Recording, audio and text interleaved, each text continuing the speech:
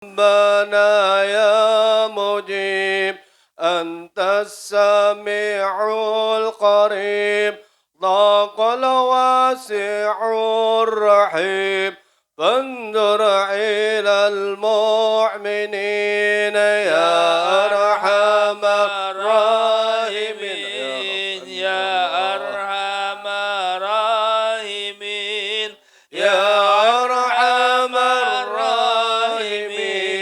فرج على المسلمين نظرات تزيل العنا عنا وتدني المنى منا وكل الحنان نعطاه بكل حين يا أرحم الراحمين يا أرحم الراحمين يا أرحم الراحمين فرج على المسلمين والحمد لله رب العالمين. الفاتحة أن الله يفتح علينا فتح العارفين ويفقهنا في الدين ويرزقنا كمال الإخلاص واليقين ثم إلى روح علماء والعاملين وأولياء الصالحين ووالدين الحاضرين وشيخنا أجمعين أن الله يقبل من الجميع ويعفو عن الجميع ويسهل الجميع في الدين والدنيا والآخرة وإلى حضرة النبي محمد صلى الله عليه وسلم. الفاتحة. أعوذ بالله من الشيطان الرجيم. بسم الله الرحمن الرحيم. الحمد لله رب العالمين الرحمن الرحيم مالك يوم الدين. إياك نعبد وإياك نستعين اهدنا الصراط المستقيم صراط الذين أنعمت عليهم غير المغضوب عليهم ولا الضالين آمين. السلام عليكم ورحمة الله وبركاته.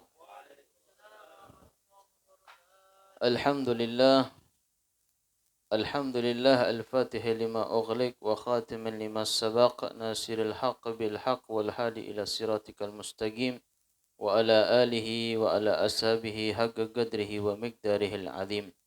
سبحانك لا علم لنا إلا ما علمتنا إنك أنت العليم الحكيم.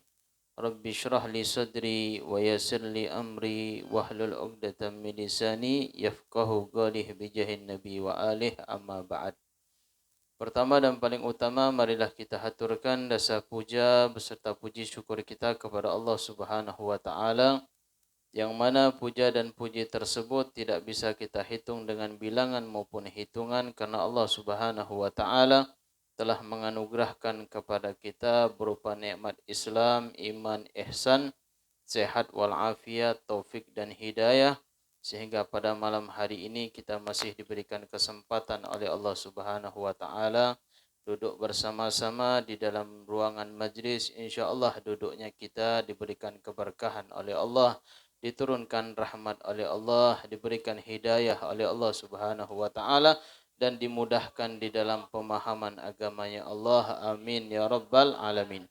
Salawat beriring salam tidak henti-hentinya kita sampaikan buat junjungan Nabi Agung kita, basyaran lakal basyar.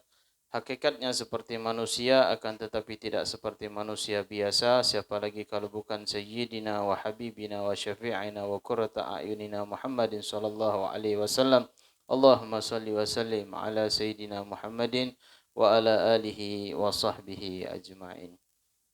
Ahibba'il kiram, minggu kemarin kita sudah menerangkan, menjelaskan tentang khatimatun, penutup diantaranya a'dha'us sujud, anggota-anggota yang wajib, yang harus diletakkan ketika kita posisinya dalam keadaan sujud. Anggota sujud yang sab'ah kemarin kita jelaskan adalah jabhah. Jabhah itu dahinya kita. Dahi itu posisinya dia diletakkan di bawah tempat sujud. Inilah tempat dahi, kegunaan dahi diciptakan oleh Allah Subhanahu wa taala. Dan dahi ini nanti dia bakal menjadi bekas atau sidik ya. Kalau jari itu kan sidik jari. Kalau ini dahinya. Nanti dia di hadapan Allah Subhanahu wa taala, semua anggota sab'ah ini dia akan bersaksi di hadapan Allah. Di dunia mulut kita bisa bohong. Lisan kita bisa berdusta. Bisa mengarang bahasa yang seindah-indahnya. Tetapi semua karangan, semua puisi, semua yang diucapkan, baik pun dari lisannya kita, itu nanti di hadapan Allah tidak bisa ngomong, diam. Siapa yang berbicara? Di antaranya anggota tubuhnya kita, dan begitu juga antaranya adalah apa? Anggota yang sab'ah ini. Nanti dia yang bersaksi di hadapan Allah Subhanahu wa taala. Kalau seandainya lisan itu bisa bersaksi nanti di hari kiamat, nanti di hadapan Allah, mungkin lisan itu mungkin lebih dahulu dia berdusta. Jadi lisan ini hebatnya. Maka Al-Imam Luqmanul Hakim, Imam Luqmanul Hakim itu beliau disuruh oleh sayyidnya, disuruh oleh tuannya menyembelih kambing. Dibawalah seekor kambing di hadapan Luqmanul Hakim. Wahai Luqmanul Hakim, engkau sembelih ini kambing. Dan engkau bawa organ tubuh yang ada di dalam tubuhnya kambing itu, organ tersebut sesuatu yang baik. Lalu disembelih oleh Luqmanul Hakim, dibelah dadanya, diambil hati sama lisan. Dibawa di hadapan tuannya. Ini wahai Tuhan, tuanku. Ini wahai sayyidku, tuanku. Lisan sama hati. Lalu keesokan harinya, kan kadang sayyid ini terlintas dalam hatinya. Kalau tidak salah paling enak itu di kambing itu, kalau tidak salah bagian paha. Iya kan, paling enaknya, paling banyak dagingnya. Kok dibawa hati sama lisan sama lidahnya.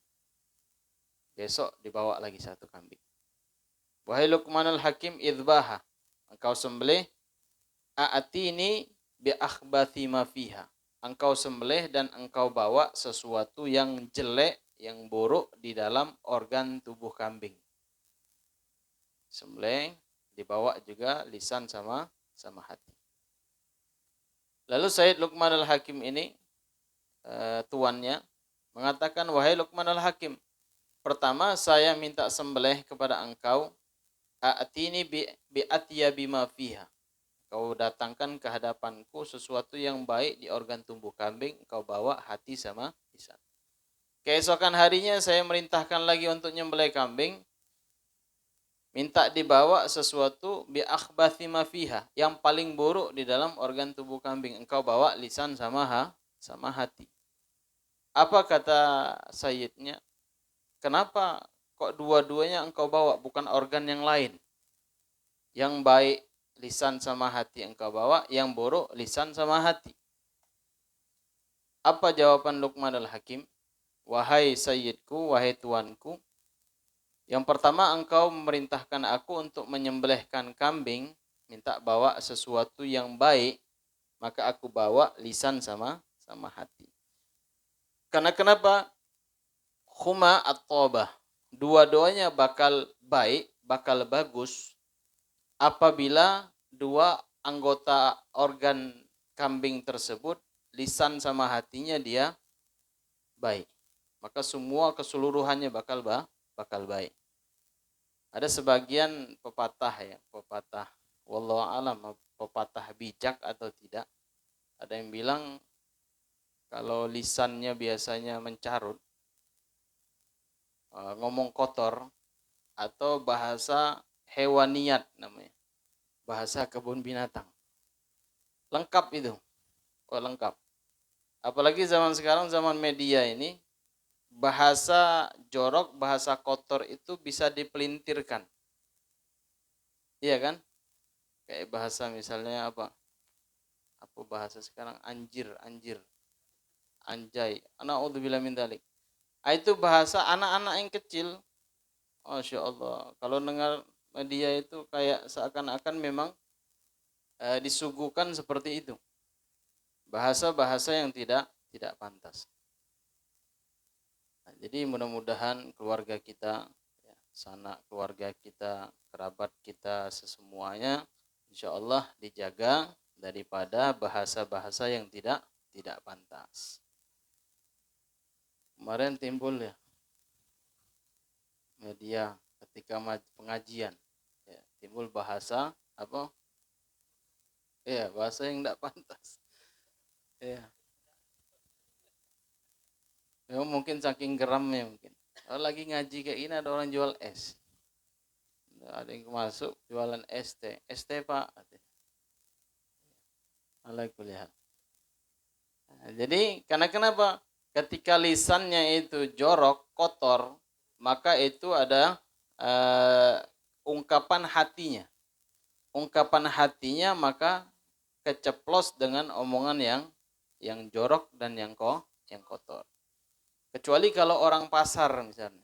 Dia bukan anak majlis, bukan anak pesantren, bukan belajar agama, tapi dia tinggalnya di pasar. Kalau bahasa yang jorok itu kalau di pasar biasa kan? Iya, bahasa pasaran namanya. Iya, bahasa pasaran. Tidak ada pakai bahasa orang yang berilmu ataupun beradab.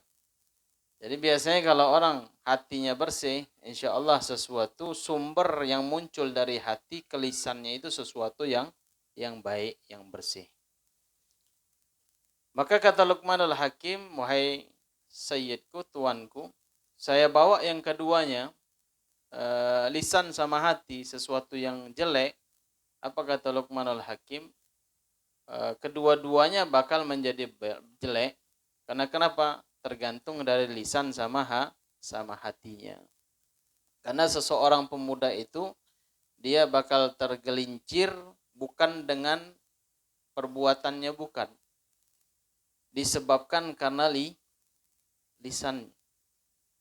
Jadi lisan inilah yang menyebabkan orang tersebut bakal mendapatkan bencana malapetaka.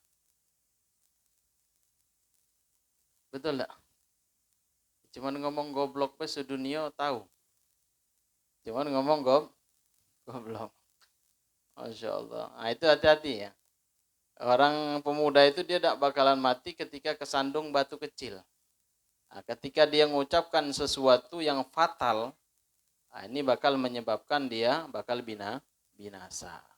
Na'udzubillah min dzalik. Mudah-mudahan lisan dan hati kita dijaga oleh Allah Subhanahu wa taala untuk selalu berzikir kepada Allah, bersalawat kepada Nabi kita Muhammad sallallahu alaihi wasallam. Apa kata Nabi Muhammad sallallahu alaihi wasallam?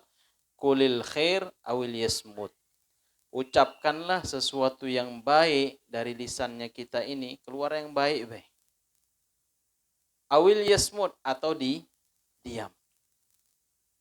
Diam itu lebih aman daripada kita banyak bicara. Sama kayak juga pendai, guru misalnya. Tidak boleh terlalu banyak bicara.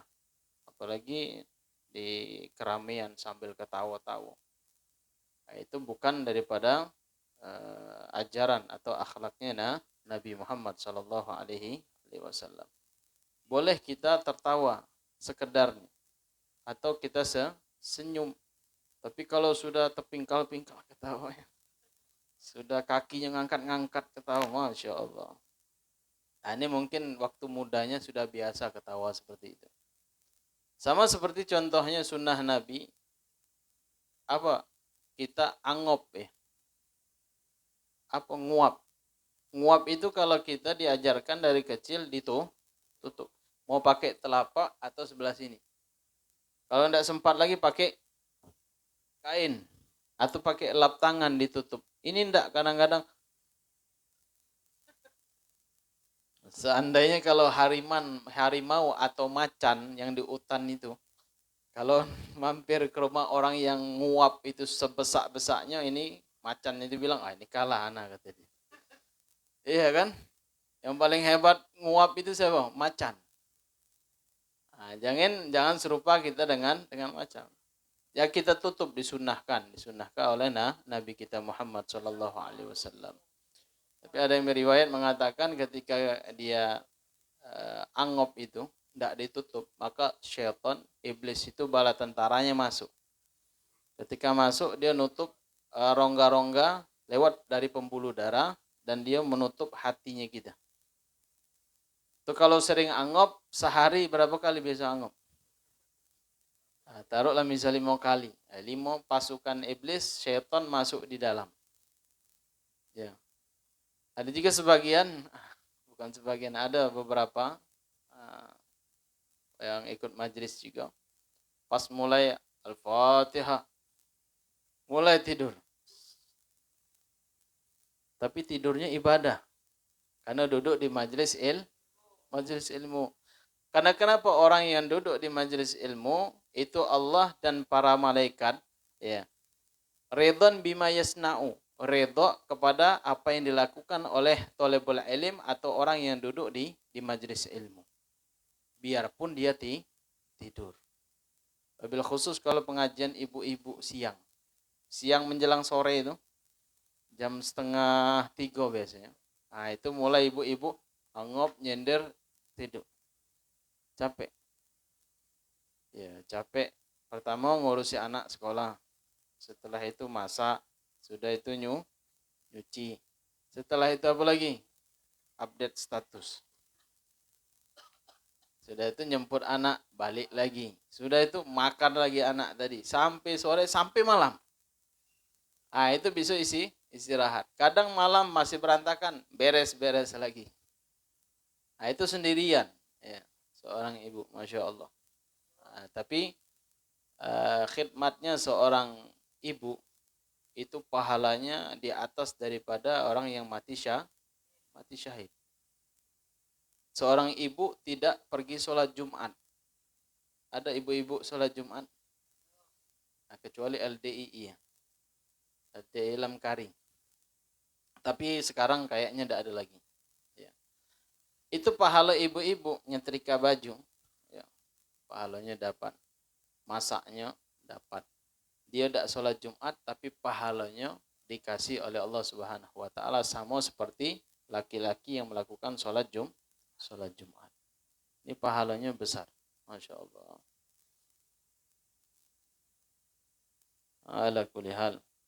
Jadi intinya lebih baik kita diam, lebih baik kita mengatakan sesuatu kebaikan daripada kita mengucapkan sesuatu yang tidak bermanfaat. Lebih baik kita diam. Tapi ada juga yang hebat. Ngomong baik ida, diam juga ida. Ngoceh terus. Nah, itu pesannya Nabi Muhammad SAW. Kulil khair awil yasmun. Katakanlah sesuatu kebaikan atau diam.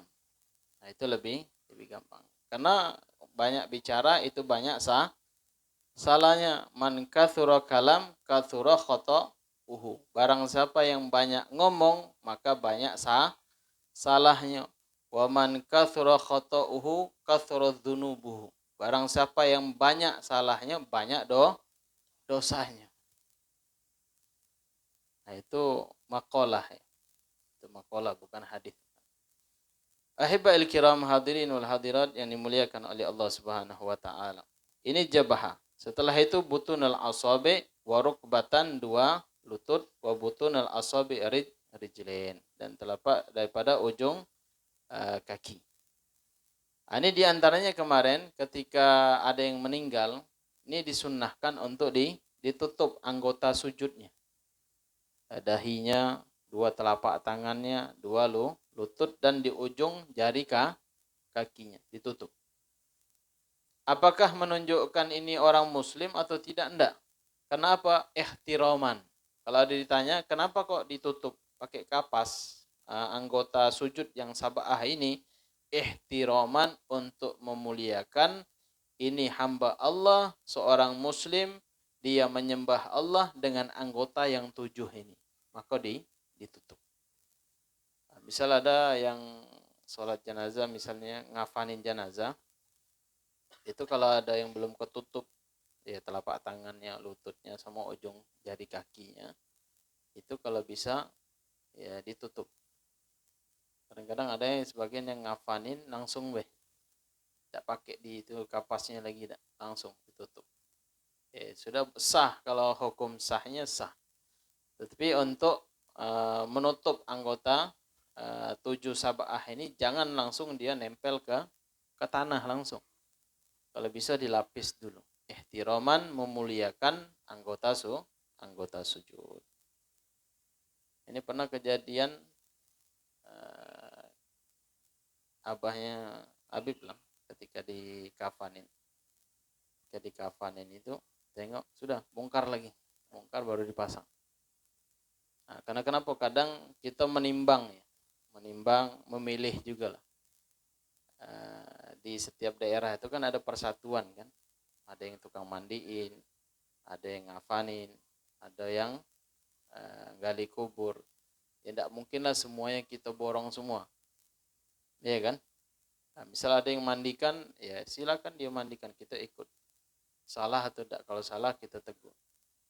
Paling inti kalau anaknya itu yang mandikan misalnya orang lain, tapi anaknya yang wuduin.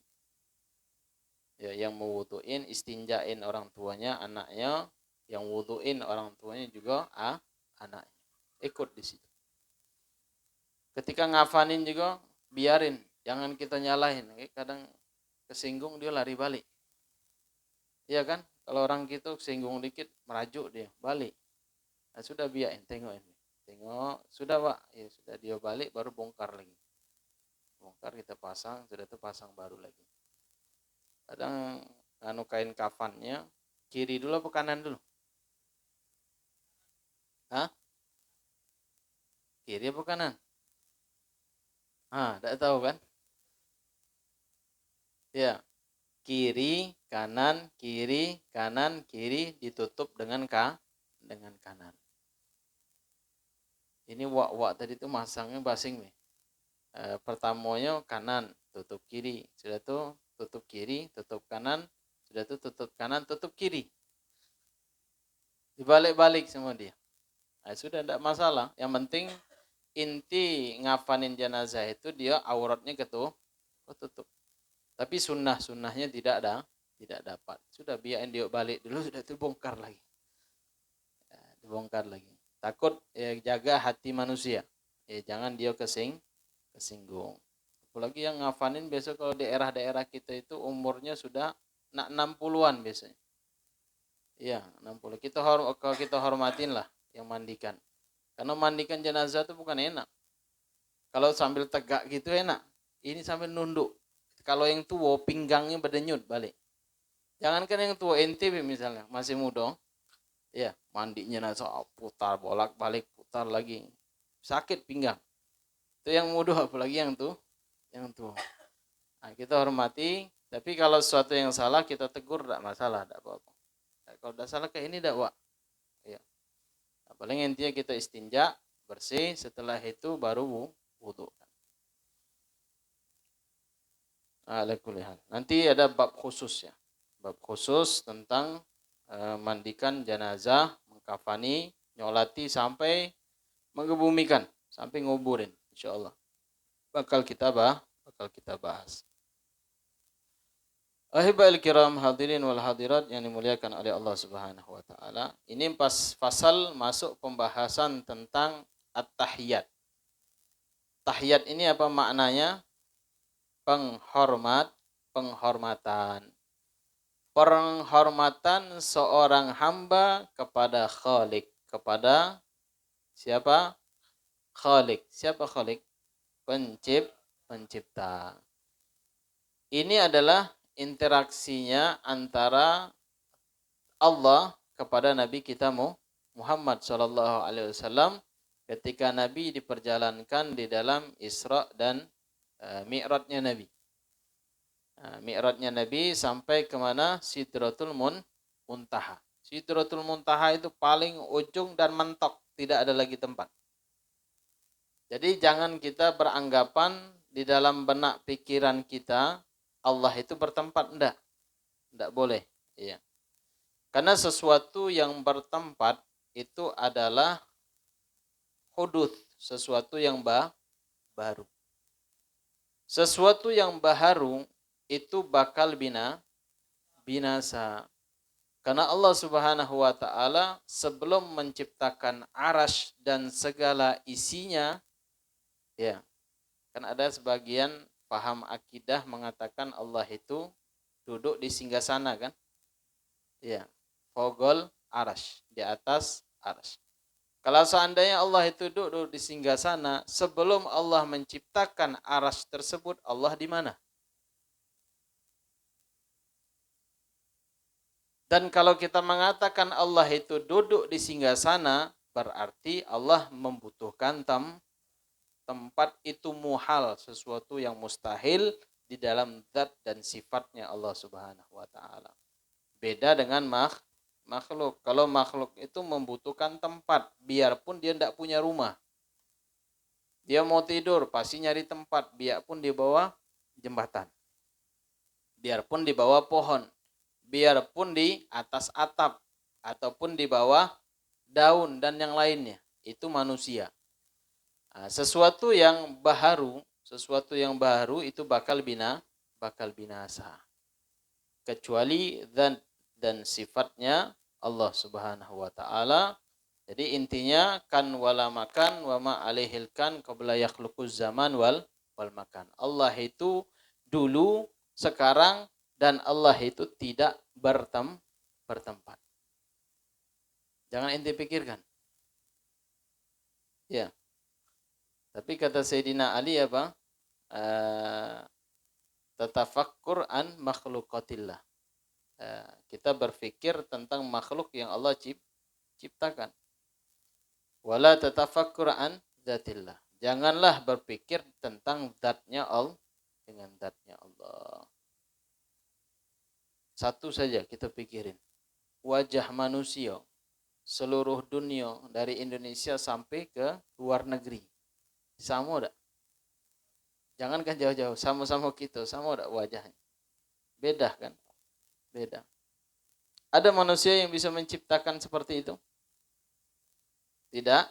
Jangankan manusia, wajahnya manusia. Semut ataupun nyamuk. Ada yang bisa menciptakan semut sama nyamuk? Belum ada. Belum sanggup manusia untuk menciptakan semut ataupun nyamuk. Semut itu kecil. Bisa masuk lubang, hidup pula dia. Iya kan? Hidup. Dalam sudah itu keluar nyari makanan, masuk lagi, keluar masuk. Nah, tapi setiap makhluk yang Allah Subhanahu wa taala ciptakan itu ada apa fungsinya masing-masing. Nyamuk untuk apa? Arif. Untuk apa nyamuk? Untuk ditepuk? Enggak. Nyamuk itu diantaranya untuk apa? Untuk ngurangin dosa. Kok bisa, Beb? Karena dosa kita, darah kita yang kita makan itu, sesuatu yang masuk syubhat, yang haram, itu tukang nyedotnya nyamuk. Diisap sama nyamuk, diambil. Darah yang kotor dosa itu diambil. Masya Allah. Jadi jangan lagi balik di rumah banyak nyamuk, biarlah. Hilangin dosa, dah. Ya, kaget demam berdarah pula. Iya, malaria. Nah, itu diantaranya fungsi daripada nyamuk. Nah, untuk kita tafakur ya. Untuk tafakur daripada makhluk yang Allah ciptakan. Tetapi kita mentok akalnya kita untuk memikirkan zatnya Allah. Sudahlah, jangan jauh-jauh lah. Pernah ketemu sama udara? Semua udara pernah ketemu enggak? Ini sekarang nih ada udara enggak? Atau hampa udara? Kalau hampa udara kita ngambang tuh, kayak gambaran-gambaran yang dia apa? Astronot, orang-orang kufar itu kan, ngambang dia kan. Nah, kalau ada hampa udara ngambang gitu. Iya kan? Nah, tapi wallahu alam memang ngambangnya nanti tidak tahu. Kayak Nabi Muhammad sama malaikat Jibril ketika Mi'raj itu tidak ada ngambang, tetap di buruknya. Ya, tidak ada gambaran diceritakan Nabi bahwasanya Nabi ngambang itu tidak. Ya, tetap di kendaraan buruk. Berarti itu buatan orang kafir laknatullah alaihim ajma'in. Dia bilang sampai ke langit. Mungkin tidak tahu langit yang mana. Atau dia buat ini apa? Buat gedung, dibuatnya lah bintang, bulan, sudah itu seakan-akan dia di situ. Allah alam. Tapi hebatnya ada namanya selamat di situ. Iya, selamat. Orang Jawa kalau sana. Ya kalau tidak selamat dia tidak bakalan balik ke bumi kan? Berarti dia sama selamat. Sampai dengan selamat. Berarti selamat ikut. Insya Allah. Nah, itu ketika Nabi SAW mentok ya. Mentok. Tidak ada tempat lain lagi. Nah, itu ketika Nabi berhadapan kepada Allah Subhanahu wa taala, maka mengucapkan tahiyat. Maka ini kita bawa terus di dalam salat. At-tahiyatul mubarakatus salawatut thayyibatu lillah.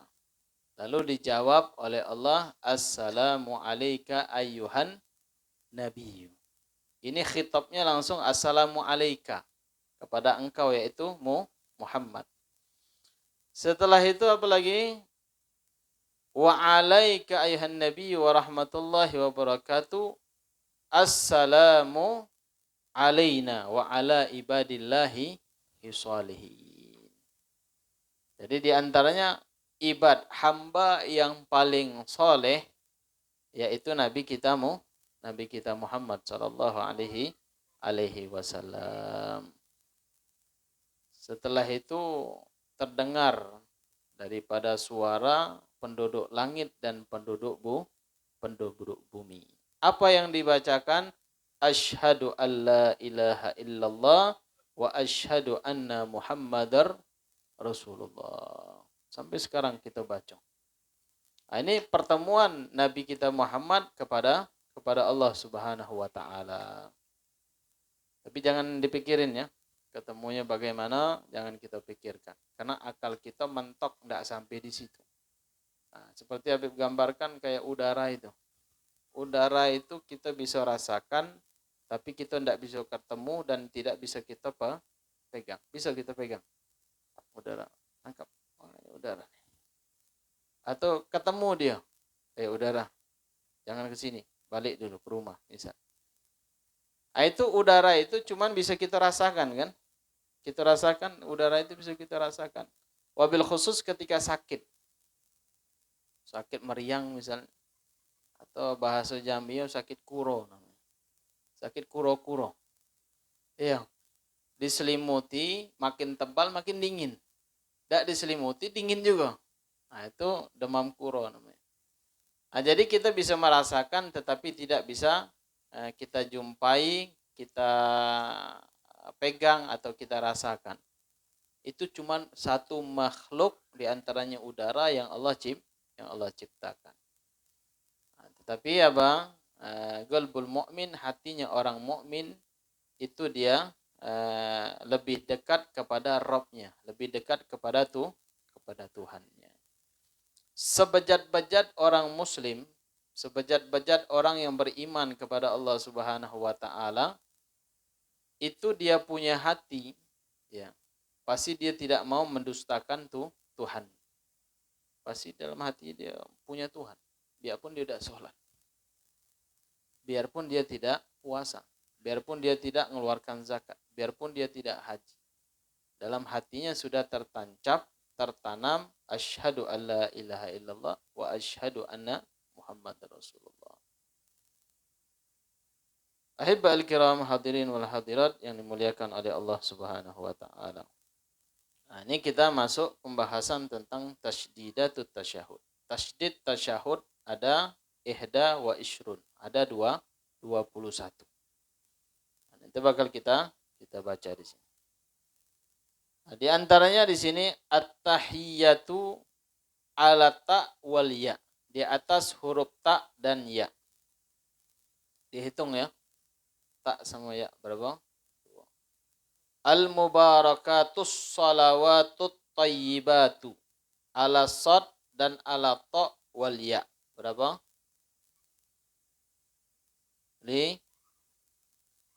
Lillahi ala lamil jalalah. Di atas huruf lam jalalah. Assalamu ala sin. Di atas huruf sin. Alaika ayyuhan nabiyyu. Alaika ayyuhan nabiyyu. Alayya wan nun wal ya. Wa rahmatullahi ala lamil jalalah. Di atas lam jalalah. Wa barakatuhu assalamu ala sin. Di atas sin. Alaina wa ala ibadillah ala lamil jalalah. As-salihin ala sad. Asyhadu an la ilaha illallah ala lami alif. Illallah ala lamil alif. Wa lamil jalalah. Wa asyhadu anna ala nun. Muhammadar Rasulullah ala mim. Muhammadin wa ala ra wa ala lamil jalalah. Ada berapa? 21. Ada sebelumnya kemarin belum dibahas ya. Tasyahud itu ada aktsar, ada aqall. Ada bacaannya dia yang banyak. Ini seperti ini tahiyat yang banyak. Ada tahiyat yang aqall. Sedikit. Dia cuman berapa? Tasydidnya ada 16 ya. Ada sita asyrata fi aqali. Nah, ini paling sedikitnya ada 16. Apa bedanya kita baca tahiyat yang paling banyak dan tahiyat yang paling dikit? Seperti apa contohnya? Kalau ini yang lengkap itu at-tahiyatul mubarakatus salawatut thayyibatulillah, itu paling banyak. Ini yang paling sedikit at-tahiyatulillah. Salamun alaika ayyuhan nabiyyu wa rahmatullahi wa barakatuh. Salamun alaina wa ala ibadillahi sholihin. Asyhadu an la ilaha illallah wa asyhadu anna Muhammadar Rasulullah. Ini aqall paling sedikit. Kalau banyak kan bacanya at-tahiyatul mubarakatus salawatut thayyibatulillah. Ini langsung at-tahiyatulillah. Salamun alaika ayyuhan nabiyyu wa rahmatullahi wa barakatuh. Salamun alaina wa ala ibadillahi sholihin. Ini paling aqall. Apa perbedaannya aktsar sama aqall? Banyak dan sedikit. Kalau kita sering baca tasyahud atau tahiyatnya banyak, kurang beberapa tasydid atau kurang beberapa huruf, maka tasyahudnya, tahiyatnya sah. Ya, kurang tasyahudnya misalnya, itu sah. Kalau kita baca yang aqall cuman 16 ya, tasydidnya kurang 1, tidak sah tasyahud. Itu perbedaan aktsar sama aqall. Ya, yang banyak ataupun yang sedikit. Tapi lebih afdal yang paling banyak lah. Yang paling banyak. Karena kenapa? Makin banyak yang dibaca, makin banyak pahalanya.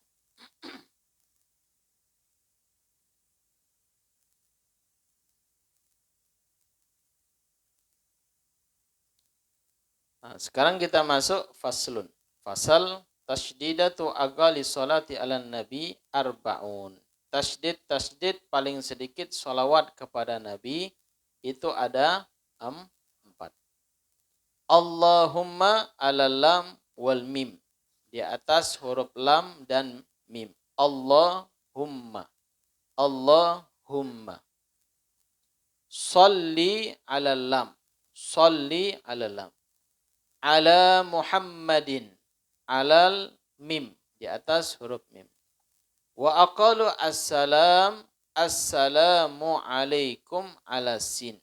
Paling sedikitnya salam. Assalamu alaikum. Ini diantaranya syarat di dalam salam.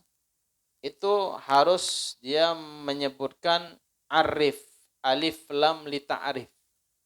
Ketika dia salam, assalamu alaikum, assalam, alif lam.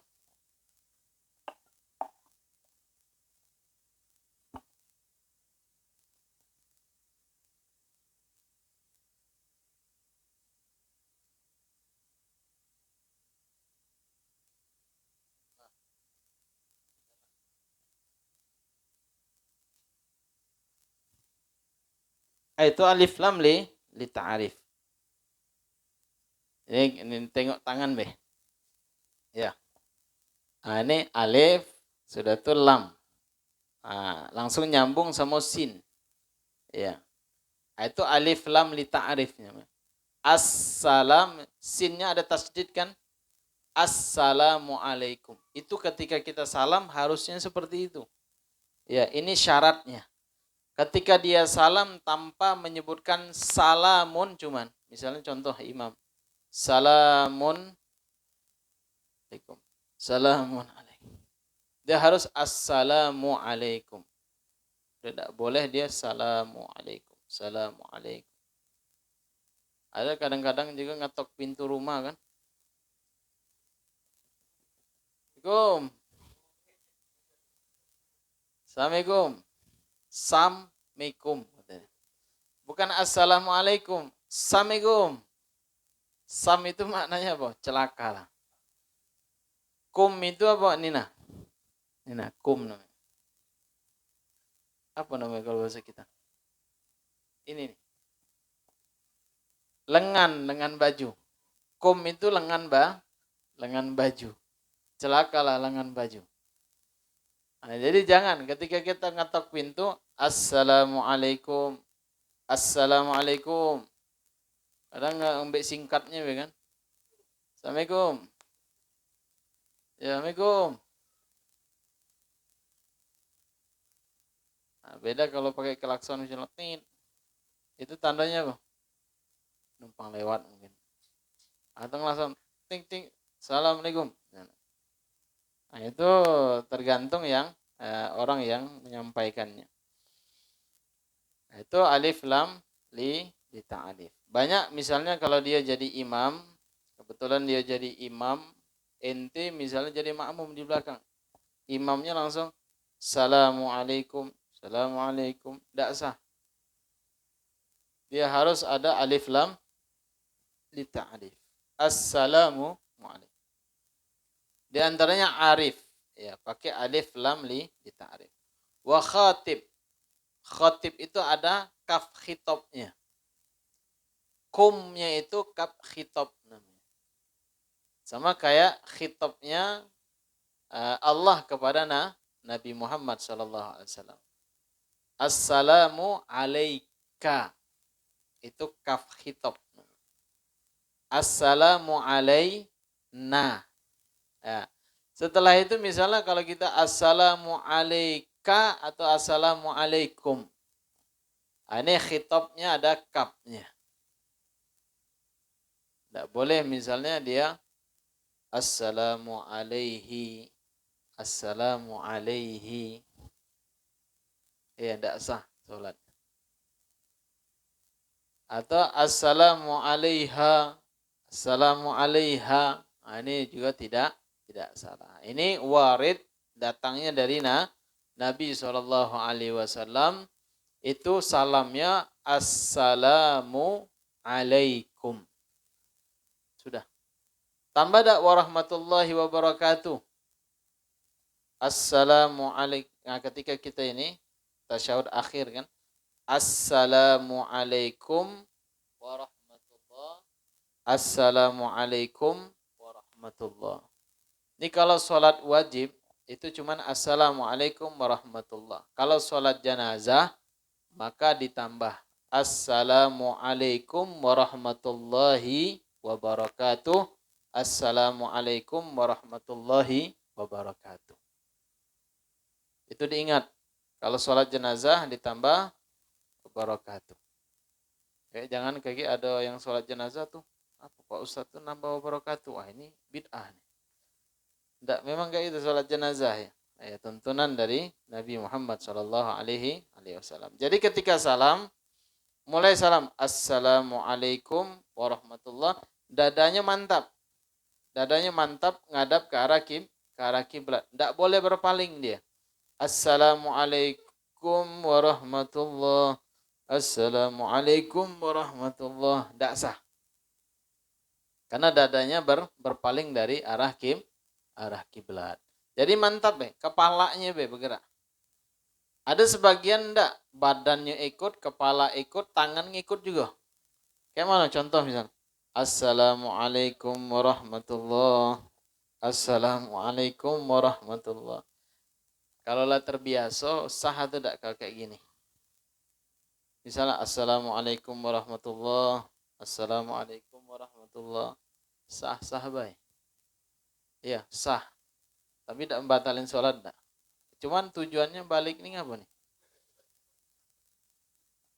Assalamualaikum warahmatullahi wabarakatuh. Cuman balik mungkin dapat amplop dah. Ya. Assalamualaikum warahmatullahi wabarakatuh. Assalamualaikum. Wallahu alam. Tapi sumbernya dari mana juga enggak tahu. Mungkin ada kitab mungkin. Ada kitab yang menyebutkan harus dibalik. Hah? Enggak. Coba dicari-cari dulu. Mungkin ada kitabnya mungkin. Tapi biasa kalau masyarakat itu pakai yang kayak gitu itu biasanya ada itu sumbernya biasanya. Tapi kalau yang balik itu belum ketemu, belum ketemu. Nah, kalau doa tolak bala ada. Ya kan Allahumma dafi al-bala ya Rahman, Allahumma dafi al-bala ya Rahim, ya kan? Itu dibalik. Allahumma dafi al-bala baru dibalik. Nah, itu ada sumbernya. Tapi ketika salam membalikkan telapak tangan, wallahu alam. Tapi tidak nyalahkan juga. Masalahnya kenapa tidak sholatnya tetap sah, tidak batal. Ahibal kiram hadirin wal hadirat yang dimuliakan oleh Allah Subhanahu wa taala. Ini salam ini diantaranya adalah minal asma'illah. Diantaranya nama-nama Allah Subhanahu wa taala. Nah, jadi boleh kita misalnya ya salam, ya salam, ya salam. Amin ya salam, boleh. Ala kuliah. Itu termasuk daripada asma'nya Allah Subhanahu wa taala. Jadi ketika kita mau selamat daripada daripada kebinasaan atau daripada manusia. Masuk satu kampung misalnya.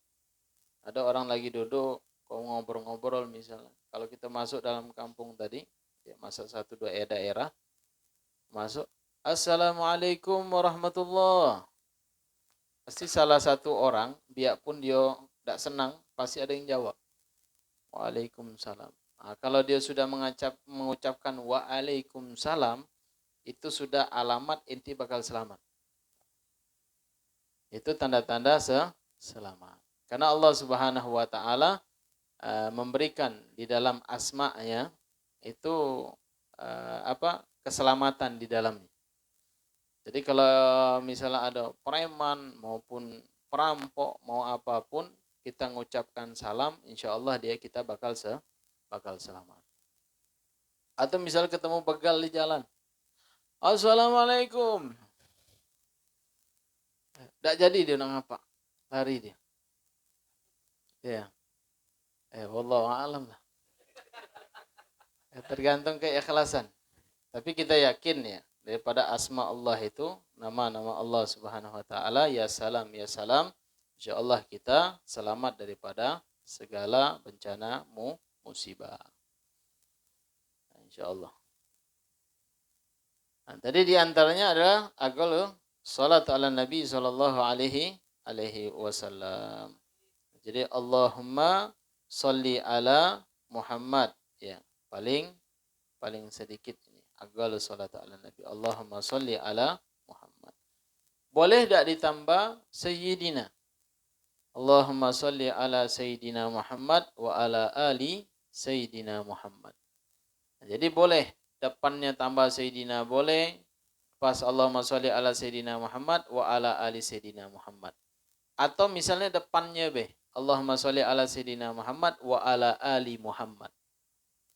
Karena wawnya ini cuma cukup satu, satu. Karena dia pindahnya ke situ juga. Nah, jadi Sayyidinanya cuma di depan. Allahumma sholli ala Sayyidina Muhammad wa ala ali Muhammad. Atau ditambah lagi, tidak masalah. Boleh. Nah, kenapa memang riwayat hadisnya salawat kepada Nabi itu cuma Allahumma sholli ala Muhammad wa ala ali Muhammad. Tidak dimasukkan Sayyidina. Karena kenapa? Ta'adduban. Kita menjaga adab kepada Nabi kita Muhammad. Tetapi ada di dalam hadis yang lain menyebutkan ana sayyidu waladi Adam. Saya adalah sayyid, pemimpin daripada anak keturunan Adam wala fakhr. Nah, itu tidak ada kesombongan di dalamnya kata Nabi SAW. Nyebutkan sayyidina. Ya. Maknanya sayyid itu pemimpin. Kalau bahasa Jambi penghulu. Penghulu itu bukan yang tukang kemanten, itu bukan. Kalau dulu itu kan KUA ada yang apa? Kepala KUA itu kan nganteni orang kan sekarang. Kalau dulu penghulu itu kepala KUA. Tapi di sini yang dimaksud adalah pemimpin dari segala pemimpin, yaitu Nabi kita Nabi Muhammad sallallahu alaihi wasallam. Ini ngajarkan kepada apa? Untuk kita beradab kepada Nabi kita Muhammad. Misal contoh lah. Kita bapak punya anak. Anak kita manggil nama kita misalnya. Oh Izan. Izan. Ada apalah perasaannya. Yang dipanggil itu mungkin, ya kalau sering dengar lah biasa mungkin. Tapi kalau yang dengarnya tadi, orang yang tidak pernah dengar, nah kok bapak ini panggil nama? Kurang ajar nih anak. Atau misalnya istri. Taruhlah istri manggil suaminya manggil nama. Pantas tak kira-kira? Tidak pantas. Manggil misalnya panggil emas atau kakang atau abang misalnya. Ya, tapi ada yang bilang istri saya lebih tua dari saya, Beb, kata dia. Manggil nama, Beb. Ya tetap jaga wibawa, ya. Jaga haibahnya suami. Panggil emas atau panggil apa? Yang agak sopan. Sama manggil sahabatnya Nabi, ya, Khalifatul Arba, ya, Sayyidina Abu Bakar, Umar, Uthman, Ali. Tidak pantas kita menyebutkan Khalifatul Arba, Sayyidina Abu Bakar, tidak pakai Sayyidina Abu Bakar, Umar, Uthman, Ali. Emang dulu rente dia. Pakai Sayyidina atau Khalifah. Khalifah Umar, Khalifah Abu Bakar. Nah, ini pakai adabnya. Nah, jadi kita diajarkan adab karena etika kan. Maka semboyan kita Jambi itu apa? Adat bersendikan syarak, syarak bersendikan kitabullah. Berarti kalau sendinya ada kitabullah di dalamnya, berarti semuanya itu sunnah Nabi di dalamnya. Ajaran yang diajarkan oleh Rasulullah sallallahu alaihi wasallam. Yaitu semboyan Jambi ya. Oleh kulihat. Tapi tergantung yang menjalankannya atau tidak. Alhamdulillah lah. Ya, biarpun kepala daerah masih dipanggil bapak kan. Ya, gubernur juga dipanggil bapak atau bupati panggil bapak. Kalau perempuan dipanggil ibu. Ada misalnya masyarakat manggil, "Oi." Misalnya siapa? "Oi Fasa." Atau Riz.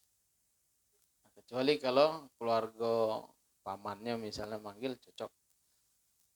Atau bapaknya yang manggil.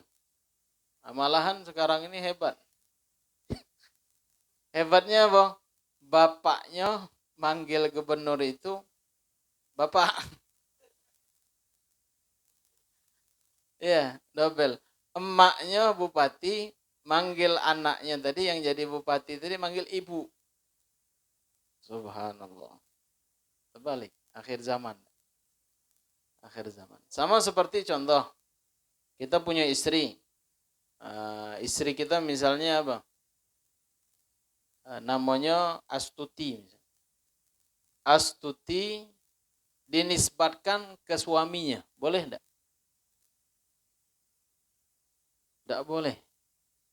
Ya, dinisbatkan istri kepada nama kita, tidak boleh. Istri itu tetap ke bintunya, ke bapaknya. Tidak boleh kita mengatakan Astuti, misalnya Astuti, kita hormati, kita muliakan Ibu Astuti Hasan. Padahal bapaknya Riko misalnya. Nisbatkan ke suaminya. Ini tidak boleh. Tapi ada yang bilang, Beb, adatnya kalau di pemerintah itu kayak gitu. Disebutkan Ibu Astuti Hasan. Kalau suaminya Hasan, Hasan. Nah, itu nisbatnya tetap ke bapaknya. Tidak boleh kepada suaminya. Tapi mungkin ditakwil. Astuti Hasan ini maksudnya adalah Astuti istrinya Hasan. Bisa tidak kayak gitu mungkin? Tidak, yang dimaksud kayak gitu. Kalau misalnya adat kebiasaannya dimaksud kayak gitu, tidak masalah, boleh. Boleh. Kalau dinisbatkan yang tidak ada adatnya, itu tidak boleh, haram hukumnya. Oke, takut pas dia meninggal dunia, suaminya masih hidup, pas ditalkin apa? Ditalkinnya kita mudah-mudahan kuburannya dilapangkan, dosanya diampuni oleh Allah semuanya. Namanya si Fulanah misalnya. Fulanah dinisbatkan ke suaminya, tidak boleh. Dia pakainya binti. Ahibal kiram hadirin wal hadirat yang dimuliakan oleh Allah Subhanahu wa taala. Jadi pembahasan kita salawat dicampur dimasukkan Sayyidina Muhammad itu diperbolehkan. Memang nasnya tidak Nabi menyebutkan dimasukkan Sayyidina, enggak. Nasnya enggak ada, tetapi ada hadis yang lain menguatkan. Nabi mengatakan ana sayyidu Adam wala fakhr. Saya adalah pemimpin daripada anak keturunan Adam, tidak ada kesombongan di dalamnya. Nabi menyebutkan Sayyidina itu tidak ada kesombongan. Boleh juga dengan sholawat yang lain. Ini sholawat warid yang datangnya langsung dari Nabi Muhammad Sallallahu Alaihi Wasallam. Ada sholawat tibul qulub, ada sholawat nariyah, ada sholawat bushro, ada sholawat al-fatih, ada sholawat apa lagi? Aisyah, ada sholawat apa lagi? Yang lain banyak sholawat. Ya, sholawat badar, nariyah, yang lain lah banyak sholawat. Apakah boleh atau tidak? Boleh. Ya, boleh kita baca sholawat itu. Didapatnya dikarang oleh para ulama ataupun dapatnya di dalam mimpi. Boleh kita amalkan untuk amal nafsi kita, untuk kita ngamalin. Tapi tidak boleh dibuat untuk fatwa. Misalnya ente harus baca salawat nariyah, kalau tidak rumah ente kebakar misalnya. Itu tidak boleh. Ya, untuk amalan kita nafsi, untuk diri kita sendiri, kita amalin. Misalnya tibil qulub, supaya ngapa? Kayak anak hatinya anak sering marah terus, sering emosi terus. Nengok orang mau emosi, bawa parang misalnya. Sudah baca sholawat tibil qulub supaya hatinya tenang. Sholawat. Kalau sholawat itu adem dia. Kalau ente sering sholawat, dia dingin ya, sejuk hati, tentram ketika kita sholawat. Jadi tidak ada sesuatu yang paling ampuh. Sholawat ini bukan hanya untuk melebur dosa, bukan. Semua kegundahan di dalam hati kita, semua bala, musibah, bencana, apapun jenisnya, ketika kita sholawat, ini bakal diberikan ketenangan, ketentraman dalam hati kita. Sering sholawat sama Nabi Muhammad Sallallahu Alaihi Wasallam. Ada sebagian orang sholawat pengen ketemu Nabi, kalau udah ketemu udah jadi sholawatnya. Ya sholawat terus. Kaget di padang mahsyar nanti kita bakal ketemu Nabi. Ketika kita sholawat, maka asma kita, nama kita, dan nama bapaknya kita itu dibawa oleh malaikat di hadapan Nabi Muhammad. Dibawa di hadapan Nabi Muhammad, ini fulan bin fulan sholawat kepadamu ya Rasulullah setiap malamnya 10.000 kali. Fulan bin fulan ini sholawatnya sekian juta kali. Itu didatangin dibawa oleh malaikat di hadapan Nabi Muhammad Shallallahu Alaihi Wasallam. Nah, jadi perbanyaklah kita sholawat. Tapi sholawatnya jangan minta iming-iming ya. Oh, pengen sholawat, pengen kayo. Baca sholawat sekian ribu, pengen kebal. Sholawat sekian juta, pengen apa? Pengen dihormatin orang. Untuk apa? Iya. Baca sholawat pengen mulia. Sholawat bahente. Muji Nabi Muhammad. Nabi itu mulia. Itu puji makhluk yang paling mulia, makhluk yang diagungkan oleh Allah. Iya. Ndak ente harus mengharap pahala yang ente bacakan sholawat tersebut. Itu sudah, itu urusan Allah. Ya, itu sholawat itu urusan Allah dan akan didatangkan sholawat kita kepada Nabi kita Muhammad Shallallahu Alaihi Wasallam. Nah, jadi umat Nabi Muhammad ini kan terliunan manusia kan. Ya, dari Nabi Adam sampai sekarang. Umatnya Nabi Muhammad sholawat misalnya. Banyak. Jutaan manusia yang sholawat. Kayak mana malaikat nyampaikannya satu-satu. Bisa Nabi nangkapnya. Oh, fulan bin fulan, fulan bin fulan, fulan bin fulan. Bisa atau enggak? Bisa. Kecil bagi Allah itu kecil. Jangankan itu, data yang ada di media sosial itu kan bisa disadap kan? Iya, bisa disadap. Seluruh dunia itu bisa disadap. Cuman data seperti itu, apalagi Al-Khaliq, Allah yang menciptakan Nabi kita Muhammad sallallahu alaihi wasallam. Ahibbal kiram hadirin wal hadirat yang dimuliakan oleh Allah Subhanahu wa taala. Nah, jadi perbanyaklah kita salawat kepada Nabi kita Muhammad sallallahu alaihi wasallam. Jangankan kita, Allah saja salawat. Dalam ayat suci Al-Quran kan sering kita dengar.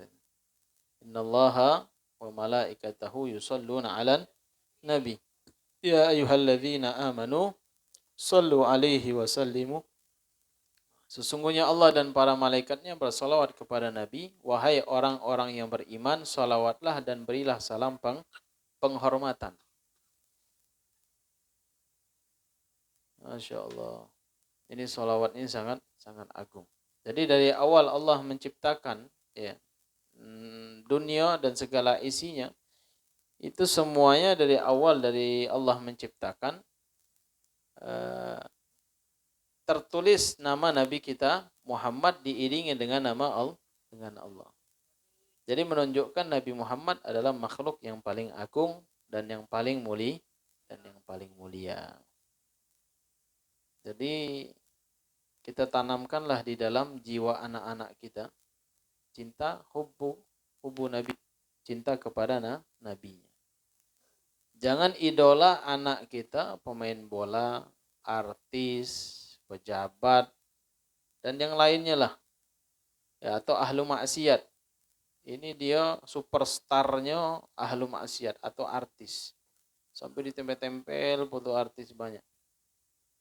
Ditengok di kamarnya ada atik bacaan sholawat sama Nabi. Tidak ada. Ayat suci Al-Quran juga tidak ada. Artis semua.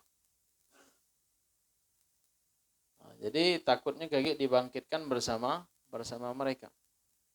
Yukhsyar ma'ahum, akan dibangkitkan bersama mereka. Takut. Na'udzubillah min dzalik. Nah, begitu juga kita kenalkan sejarah Nabi kita Muhammad. Ya. Begitu juga di antaranya adalah sunnah-sunnahnya Nabi. Yang simpel lah, yang dikit-dikit. Makan, baca doa. Setelah makan, baca doa. Setelah itu kalau kenyang, alhamdulillah. Minum, duduk. Posisinya megang tangan kanan. Masuk WC, keluar WC. Mau tidur, bangun tidur. Itu simple. dikit sunnah Nabi, tapi dampak yang akan timbul di dalam jiwa anak tersebut, dia bakal menjadi anak yang soleh, ya, anak yang bakal berbakti kepada Allah, kepada Nabi Muhammad, kepada kedua orang tuanya.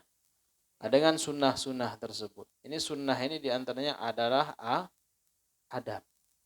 Ya, adab kepada Nabi kita Muhammad Shallallahu Alaihi Wasallam. Tapi ada juga sebagian ilmunya Masya Allah. Kalau dikatakan ilmu Al-Qur'annya bagus, tafsirnya bagus, hadisnya bagus, tausiahnya bagus, bahasa Arabnya bagus, bahasa Inggrisnya bagus, tapi adab sama Nabi tidak ada. Apa diantaranya? Mengatakan ibunda Nabi itu tidak masuk surga.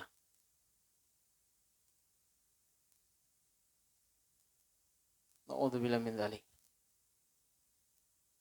Karena apa? Karena ada satu riwayat ketika Nabi didatangi oleh satu sahabat. Ya, didatangi oleh satu sahabat, ya Rasulullah, menanyakan, apa keadaan bapakku sekarang ya Rasulullah? Fa innaka abuk finnar.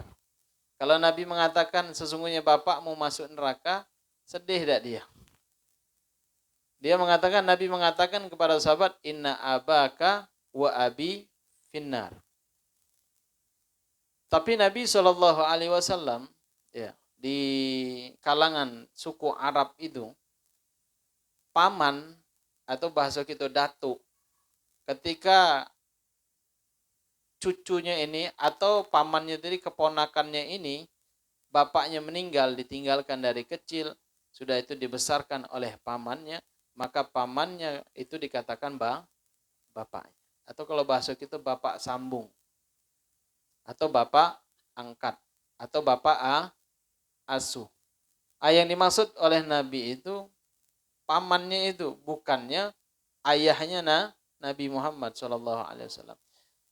Tapi dalam hadis itu disebutkan bahwasanya inna abaka wa abi finnar. Sesungguhnya bapakmu dan bapakku di dalam neraka. Kalau di zaman Zainal Abdullah bin Abdul Muthalib itu dan di zaman Siti Aminah itu ahlul fitrah namanya. Ahlul fitrah itu ada senggang waktu kosong kenabian. Tapi dia tetap mengimani bahwasanya akan muncul Nabi akhir zaman. Dan Nabi akhir zaman itu di dalam kandungan rahimnya. Perempuan yang suci, yang dimuliakan oleh Allah Subhanahu wa taala, sampai-sampai dititipkan janin seorang nabi di dalam rahimnya. Ini rahim yang mulia itu dikatakan ini bakal masuk neraka. Na'udzubillah min dzalik. Ini tidak ada adab kepada Nabi Muhammad sallallahu alaihi wasallam. Sama contoh, ada sebagian daripada faham, dia seakan-akan membatasi kekuasaan Allah Subhanahu wa taala. Ya, dia membatasi kekuasaan Allah Subhanahu wa taala. Dia menyebutkan dalil ini, dalil itu, dalil ini, dia memenangkan dalil. Seakan-akan Allah itu tidak mempunyai kekuasaan lagi, cuman dalil itulah. Ini hati-hati. Ya, hati-hati. Jangan ketipu dengan paham yang seperti itu. Ya, jangan kita ketipu dengan faham-faham seperti itu. Contoh misalnya, kayak seperti faham yang innallaha fawqal arsy itu.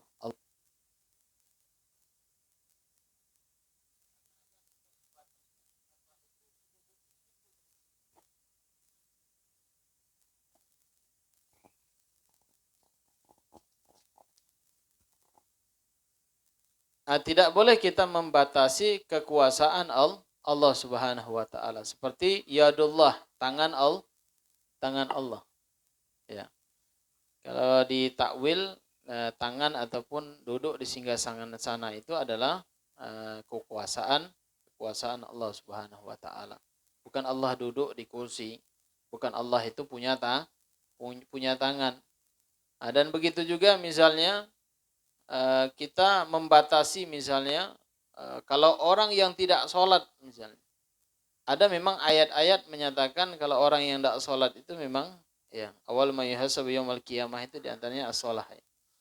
Di antara dosa yang tidak bakal diampun adalah tarku sholah.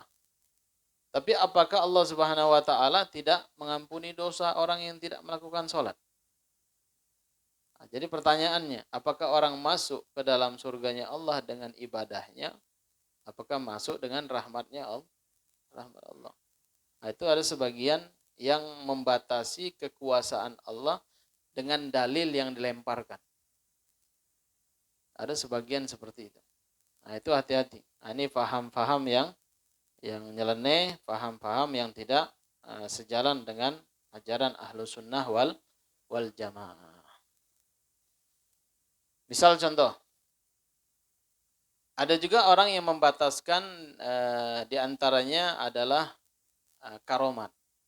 Karomat seorang wali min awliya ilahi ta'ala. Misal sering kan di media, Sayyidina Faqih Muqaddam itu mi'raj naik turun berapa kali? Sampai 70 kali. Ada mengatakan seperti itu. Ini ghurafat. Ini cerita-cerita yang tidak benar. Ala kulli hal. Karena kenapa? Sekarang konteksnya kita fahamin. Karomah itu amrun kharigil adah. Perkara sesuatu yang keluar dari kebiasaannya. Itu diletakkan oleh Allah kepada siapa? Seorang yang soleh. Yang taat kepada Allah Subhanahu wa ta'ala. Contoh misalnya, di dalam faham akidah kita, kalau Nabi itu diberikan oleh Allah mukjizat. Nabi bisa belah bulan. Ya, Nabi bisa belah bulan kan? Yang satu di tempatnya, yang satu di atas Jabal Abi Gubesh. Itu dibelah oleh Nabi, doa kepada Allah, dibelah bulan menjadi dua. Sama seperti ada karomat wali yang di luar nalar pikiran kita yang ada di zaman sekarang, orangnya soleh, orangnya alim, bertakwa pada zaman itu, kita menafikannya. Udah ada itu karomah kayak gitu. Misalnya, atau misalnya Syekh Saman, ketika kita dalam keadaan genting, kecelakaan, misalnya kita jerit, Syekh Saman misalnya, akhirnya selamat misalnya. Kita cerita sama orang generasi-generasi sekarang. Tidak percaya, mustahil itu. Itu karena kenapa? Karena dia patokannya dia dirinya dia. Iya kan? Patokannya dirinya dia. Karena dia tidak punya keramat. Beda kalau orang yang punya karomah.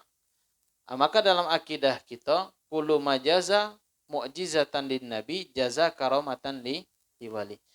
Sesuatu yang pantas mukjizat yang Allah berikan kepada Nabi dan begitu juga karomah yang diberikan oleh Allah kepada orang yang soleh.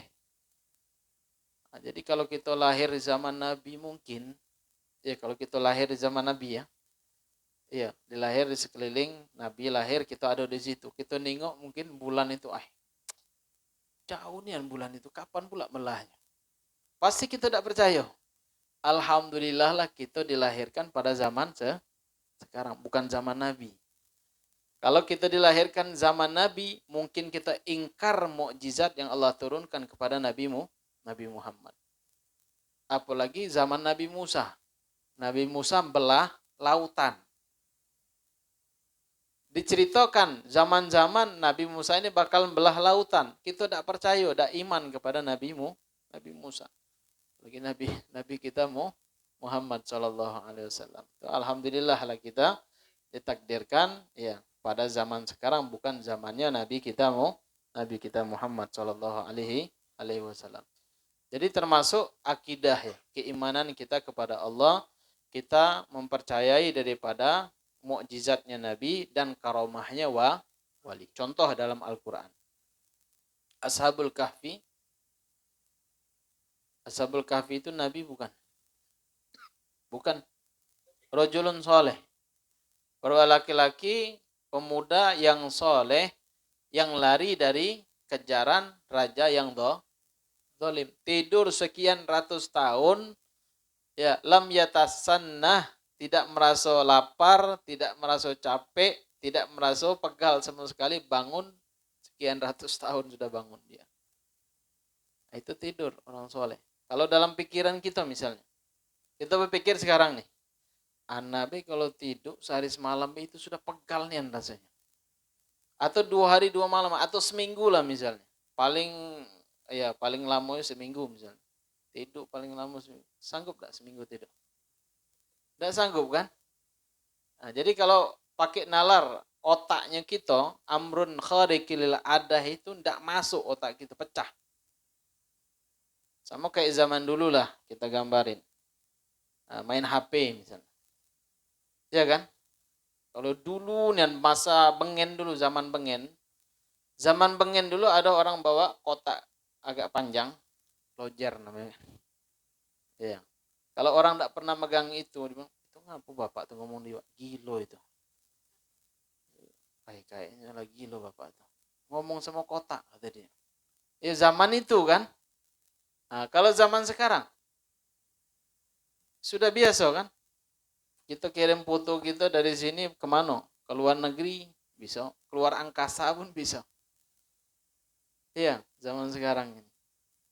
Nah, jadi perkara sesuatu yang keluar dari nalar pikiran kita, itu Allah berikan kepada para nabi, yaitu mukjizat, kepada aulia, yaitu karomah.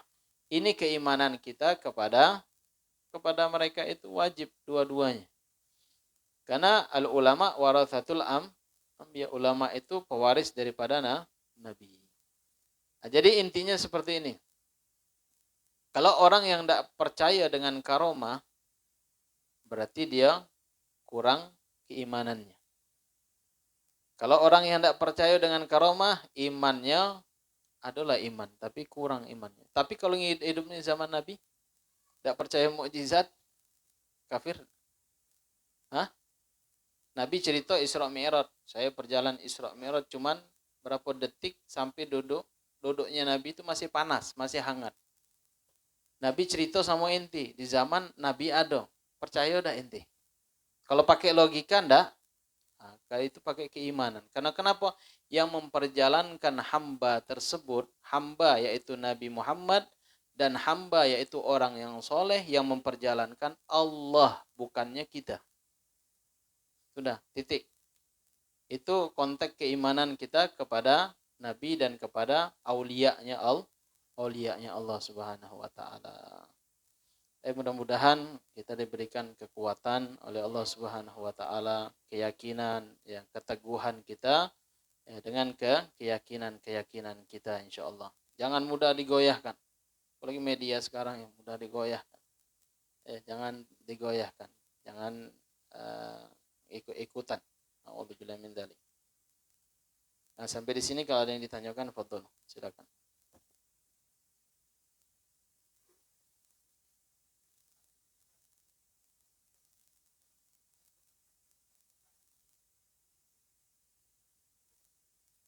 Boleh, ya. Tidak membatalkan sholat. Tapi dia tempatnya di sholat jenazah itu. Bahwa warahmatullahi wabarakatuh. Tapi itu ada yang buat sholat wajib dilakukan ada. Iya, tapi ala kulihat hukumnya makruh, hanya makruh. Tidak membatalkan sholat. Yang ada yang lagi yang bertanya? Izin bertanya, Beb. Tadi kan Habib ada bilang bahwasanya kalau kita bersolawat itu niatnya kan cuma semata-mata untuk Nabi, Beb, ya. Tapi Beb, saya ingin tanyakan bagaimana, Beb, kalau misalkan ya ketika kita berbicara tentang orang awam kan, mohon maaf, kadar keimanannya kan beda sama contohnya kita anak majelis atau yang pernah mengenyam pendidikan di agama di sekolah yang Islami gitu kan.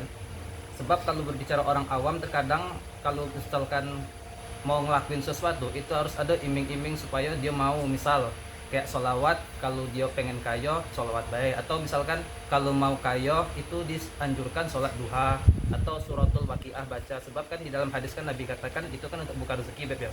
Jadi pertanyaan saya itu, Beb, bagaimana kalau misalkan kita mengiming-imingi kepada orang awam dengan alasan atau tujuan metode dakwah, Beb, sebab nanti kan kalau dia makin lama makin berilmu kan nanti paham kalau bahwasanya semua amal kita itu kan dasarnya ikhlas gitu, Beb. Terima kasih. Itu targhib namanya. Targhib ini untuk memicu ya, atau merangsang.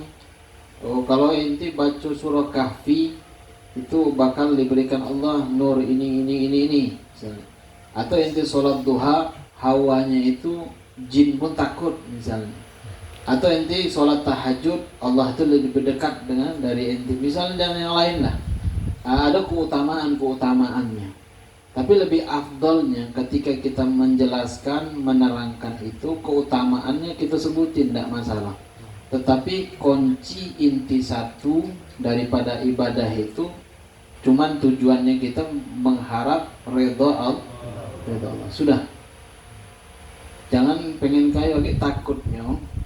Kita nyebutkan keutamaan, misal sholawat lagi inti bisa tajir, atau sholawat fulus misalnya, al-syajaratul nukut misalkan, ada Habib Salah Segap bin Syekh Abu Bakar, itu syajaratul nukut, inti sholawat sekian sholawat setiap hari inti bakal tajir, bakal kaya misalnya. Kalau yang sholawat tak kaya, lagi ujung-ujung ini tak jelas juga nih. Akhirnya yang tidak dijelasi sholawatnya, ujung-ujung Rasulullah juga disalahin. Nah, kita nyebutkan keutamaan tidak masalah. Sholawat sama Nabi ini ala kulihan. Nah, tetapi kita tujuannya adalah mengharap ridhonya Allah Subhanahu wa taala. Jadi supaya level ibadahnya kita itu levelnya di atas. Jangan level rendahan. Jangan level rendahan. Istilahnya sama ketika kita ngurus masjid misalnya, atau amal-amalan ibadah yang lain lah.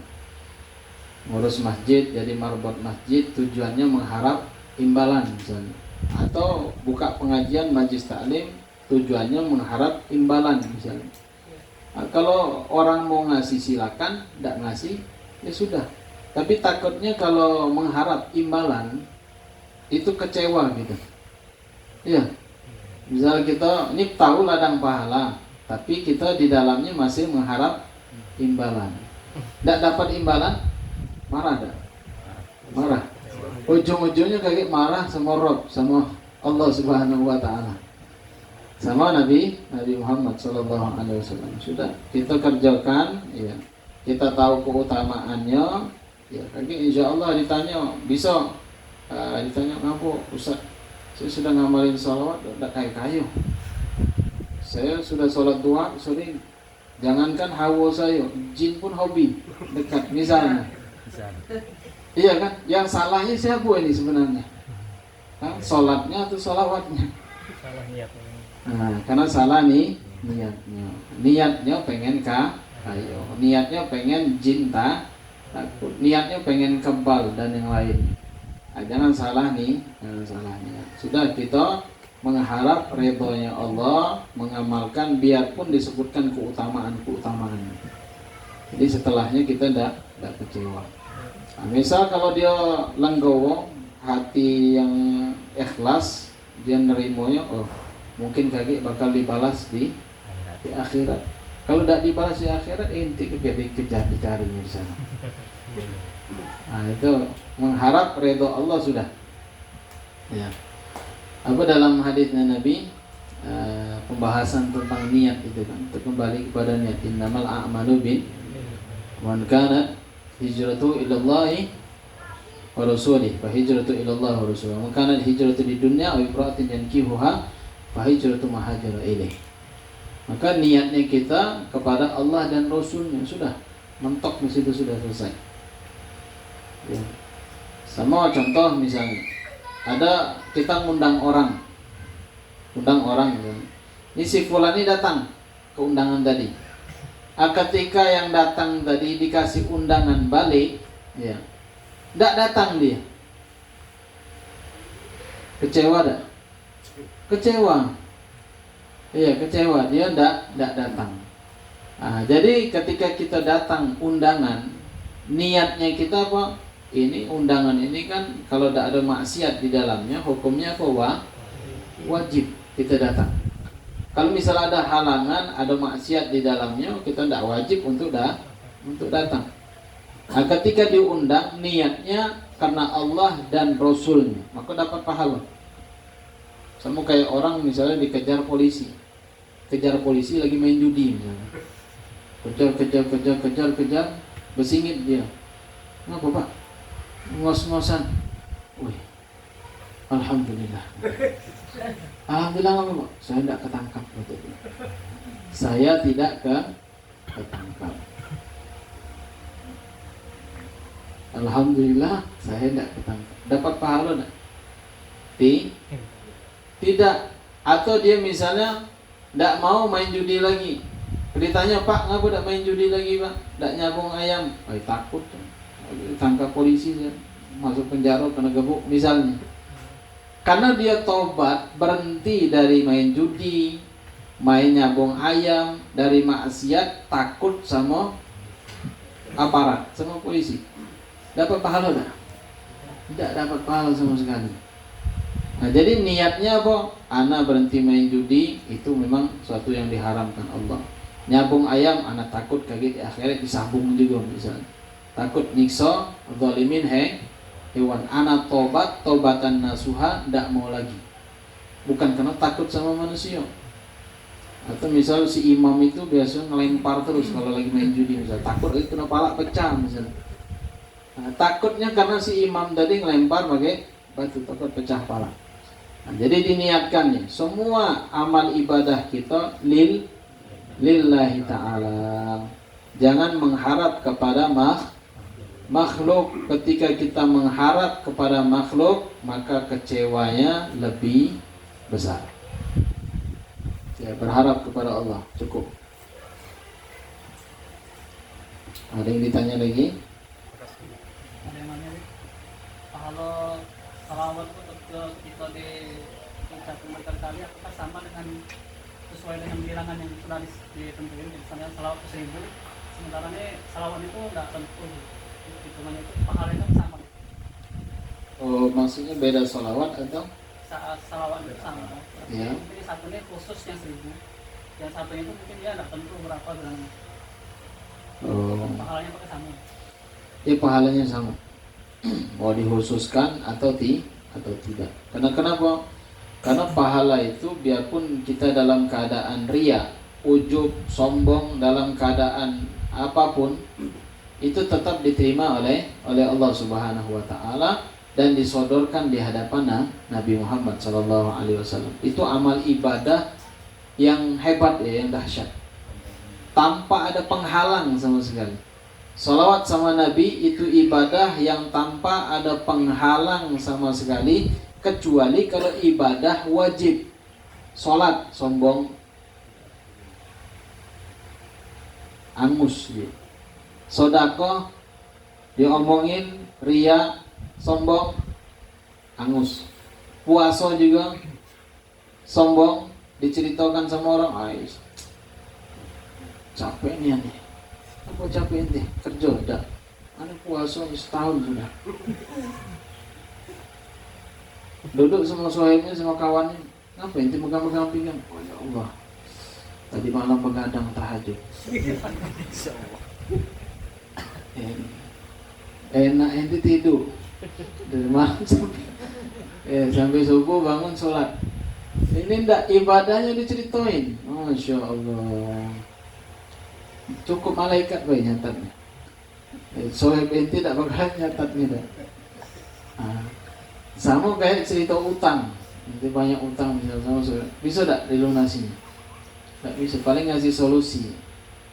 Nah, jadi kalau amal ibadah itu, sholawat itu yang paling ampuh ya. Paling jitu itu sholawat sama Nabi Muhammad SAW. Itu paling ampuh. Jadi mau dia dikhususkan ataupun tidak dikhususkan, ya tetap sholawat itu diterima oleh Allah Subhanahu wa taala. Nah, tapi palingan keutamaannya nih. Keutamaan fadilah khusyuknya ketika dia sholawat.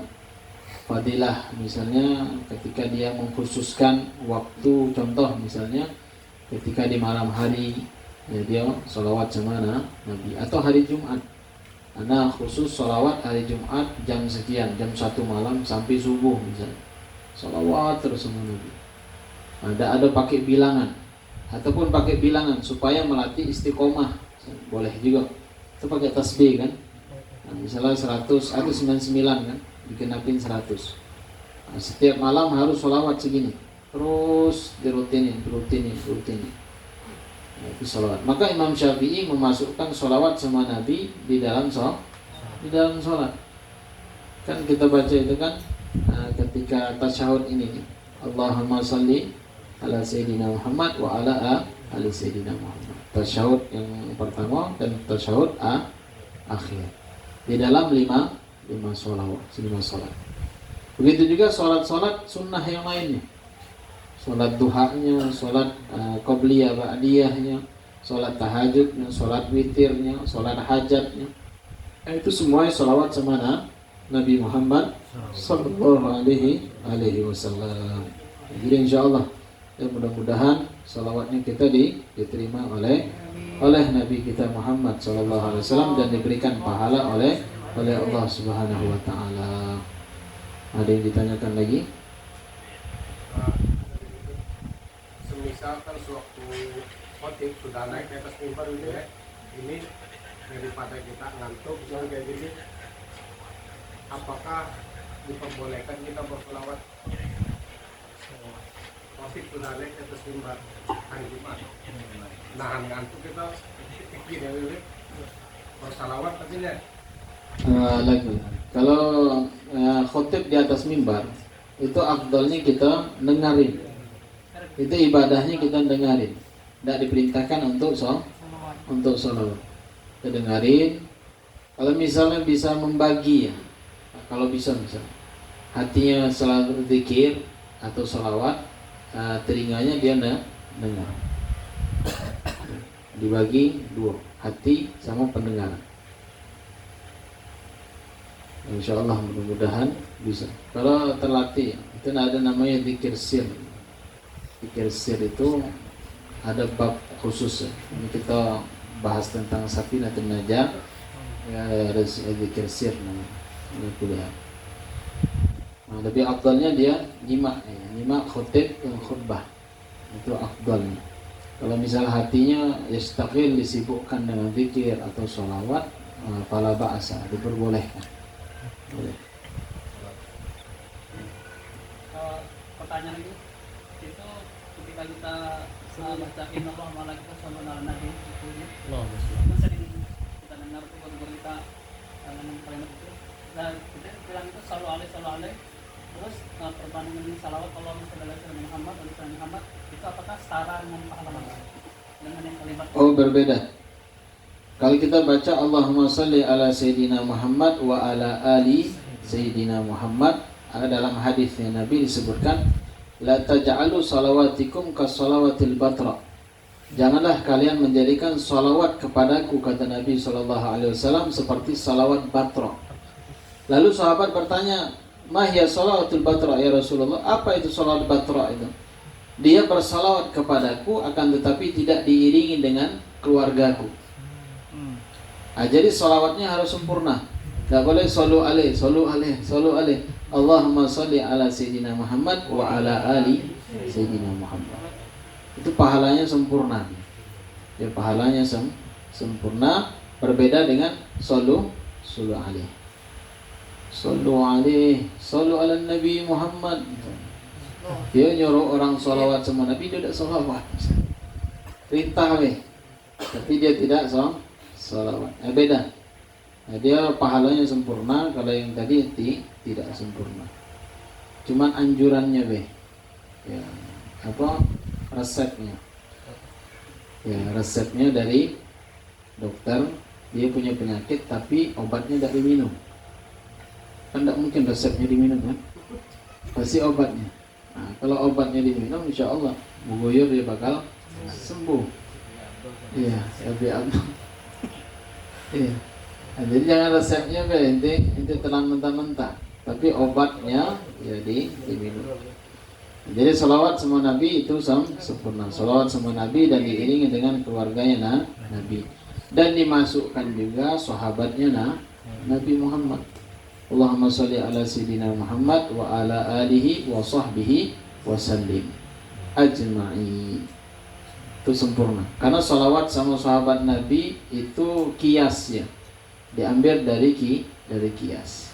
Tapi sholawat kepada ahli Nabi itu nas, langsung dari Nabi Sallallahu Alaihi Wasallam. Jadi kalau dalam bahasa ahli Nabi itu adalah orang yang beriman, yang beriman kepada Nabi Muhammad Sallallahu Alaihi Wasallam. Dan dari sulbi diantaranya dari Sayyidatuna Fatimah. Setelah itu siapa? Sayyidina Hasan, Sayyidina Husain. Itu ahli Nabi. Setelah ke bawahnya itu namanya dzurriyyat keturunannya Nabi. Maka bakal terputus semua keturunan nasab ila nasabi wasababi, kecuali nasab, kata Nabi SAW. Jadi nasab Nabi tidak terputus sampai hari kiamat. Nanti di akhir zaman bakal turun Imam Mahdi. Imam Mahdi itu keturunan daripada Nabi Muhammad. Kalau terputus nasabnya Nabi, berarti Imam Mahdi muncul dari mana? Dari langit atau dari bumi? Pasti ada keturunan. Itu disebutkan oleh Nabi. Qati'u an-nasabi sababi ila yaumil qiyamah. Tidak bakal terputus keturunanku, kata Nabi, yaitu dzurriyyatnya Nabi, sampai hari kiamat. Nah, jadi nisbatnya semua para nabi itu ke laki-laki, akan tetapi Rasulullah itu kepada Siti Fatimah. Ini khususiat yang Allah berikan kepada Rasulullah sallallahu alaihi wasallam. Jadi biar dikit kita paham. Ada yang ditanyakan? Untuk kita bermasyarakat, misalnya gini deh, pagi ini di hari ini lah tanggal 13 pagi tadi saya dapat undangan untuk menghadirin tahlilan pagi, dapat undangan di tetangga kan. Pas siangnya saya dapat lagi undangan di jam sama juga pagi ini juga. Nah, itu mana yang harus saya lakukan kali ini? Pertama kan. Yang kedua, pada hari itu ada undangan tahlilan juga dan bertepatan dengan majelis selawat majelis kita. Mana yang kita harus lakukan? Undangan misalnya sama waktunya di malam Ahad misalnya. Yang ngundang sikoknya yang pertama pagi, yang kedua sore. Yang mana didahulukan? Ditengok yang mana yang lebih dekat akoribnya kita. Ya, akorib yang terdekat yang mana? Yang itu yang kita datang. Jangan kaget, oh ini duluan nih. Padahal keluarga dia, paman dia yang nak ditahlilin misalnya. Ya, mentang-mentang ini duluan harus di situ enggak. Nah, itu aqarib yang lebih dekat. Yang lebih dekat kita datang.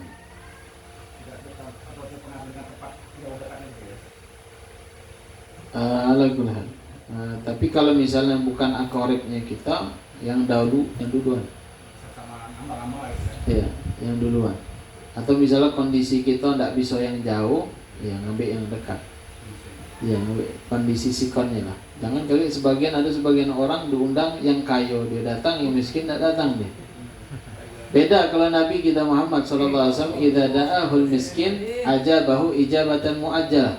Apabila Nabi itu diundang oleh orang miskin, itu Nabi itu tepat datang. Kalau kita terbalik kan, mana yang ini makannya ada kari kambing, di situ dulu begitu. Iya kan? Itu udah kari kayaknya ikan apa ya? Atau misalnya kacang-kacang cuma sayur-sayuran misalnya. Nah, itu Nabi beda, ya. Nabi kita Muhammad SAW, kita ikuti Nabi. Yang ngundang dari orang miskin, ya kita datang. Jangan mentang-mentang dia miskin kita tidak datang. Sampai-sampai kadang orang miskin sepi dan rumahnya, tapi tiba ke rumah orang kaya penuhnya.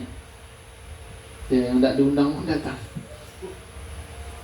Atau misalnya bertepatan majelis taklim, mana didahulukan? Ya dahulukan majelis taklim, karena di dalamnya ada ilmu. Ya, ilmu itu didahulukan daripada yang lain. Sama ketika kita sholat tidak punya ilmu misalnya, apa yang mau dibaca? Ya kan, Al-Fatihahnya masih berantakan. Kita belajar dulu Al-Fatihah. Setelah itu bacaan di dalam sholat, rukun-rukun sholat yang membatalkan sholat, belajar tentang wudhu dan yang lain, ala kulihat.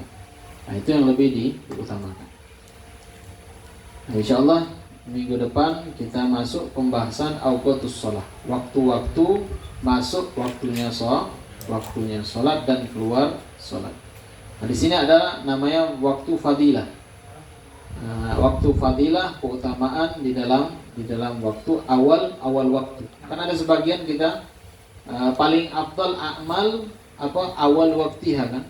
Afdal amal, paling afdal amal ketika kita sholat ibadah itu awal waktu. Apa yang dimaksud oleh ulama fikih awal waktu itu? Apakah dengar adzan kita langsung nancap gas? Atau misalnya sambil wudu orang misalnya adzan itu langsung kita berlari? Nah, itu kita bakal kita kupas insyaallah apa itu awal waktu. Jadi kan ada pemahaman kita kan awal waktu orang adzan kita langsung ngejar. Nah, apa yang dimaksudkan awal waktu di sini? Dan begitu juga mengakhirkan waktu sholat isya. Jam berapa? Jam 10. Jadi ada disebutkan mengakhirkan waktu isya itu hukumnya sunnah. Insyaallah minggu depan sampai di sini dulu. Wallahu a'lam bissawab. Al-Fatihah bidul qubul wal iqbal wa salahi kulli hal. Anallahu yaghfiru dzunub wa yuslihul qulub wa yasturul uyub. Yubarik lana wa lakum fi kulli halin wa fil ahl wal mal wal iyal. Wa yaghfir li walidina wa walidikum wa jami'il muslimin wal muslimat wal mu'minin wal mu'minat. Anallahu yatawallana bi wilayatihi wa ayahfadana min syarri bariyatihi wa ayahfadana bi taksirina fi haqqihi wa fi haqqina bi haqqi azwajina huquq walidina.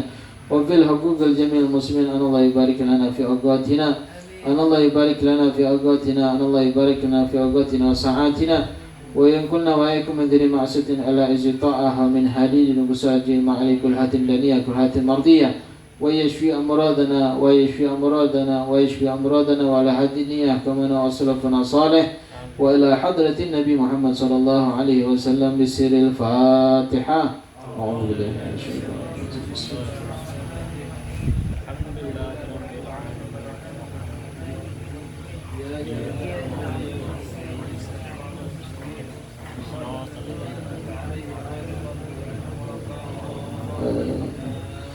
يا ربنا اعترفنا بأننا اقترفنا وأننا أشرفنا على لظى أشرفنا فتب علينا توبة تغسل كل حوبة واستر لنا العورات وآمن الروعات واغفر لوالدنا ربي ومولودنا والآل والإخوان وسائر الخلان وكل ذي محبة أو جيرة أو صحبة والمسلمين أجمعين ربي أسمع فضلا وجودا منا لا باكتساب منا بالمصطفى رسول نهضى بكل سول صلى وسلم ربي عليه عند الحب وآله وصحبه إلى تسي صحبه